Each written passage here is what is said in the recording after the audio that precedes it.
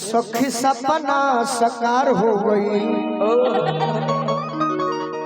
कि हमारा जिंदगी में बहार हो गई कि कोई राम जी विचार रहे जतरे से प्यार उहे और भंडार हो गई।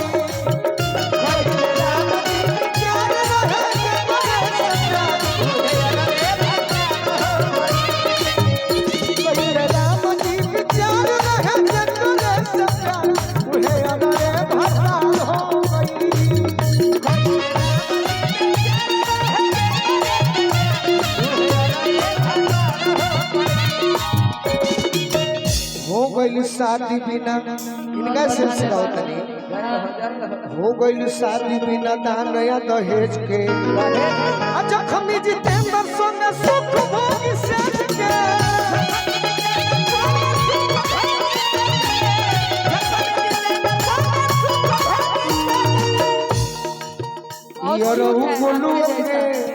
आपके जैसा दिख रहा है। ये रवु गोलू के सुतार हो गई उनका घर ही ससुराल हो गई।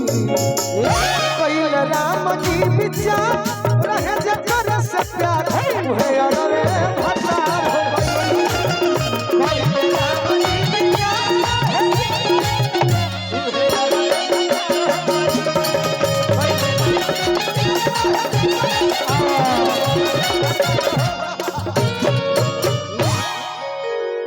खाली खेमटा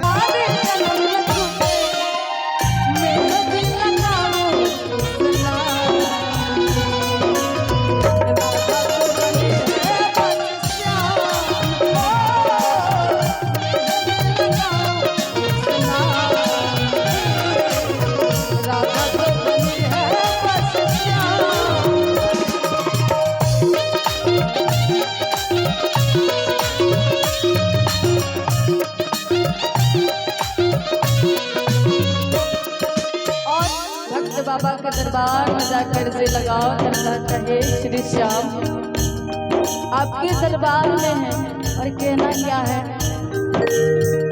आ गया दर्द तेरे सुनाई हो जाए जिंदगी से दुखों की विदाई हो जाए।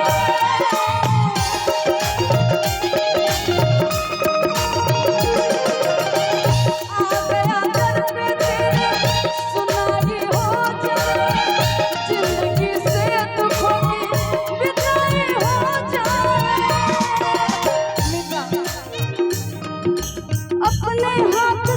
पकड़ लो मानूंगा एहसान तेरा मानूंगा एहसान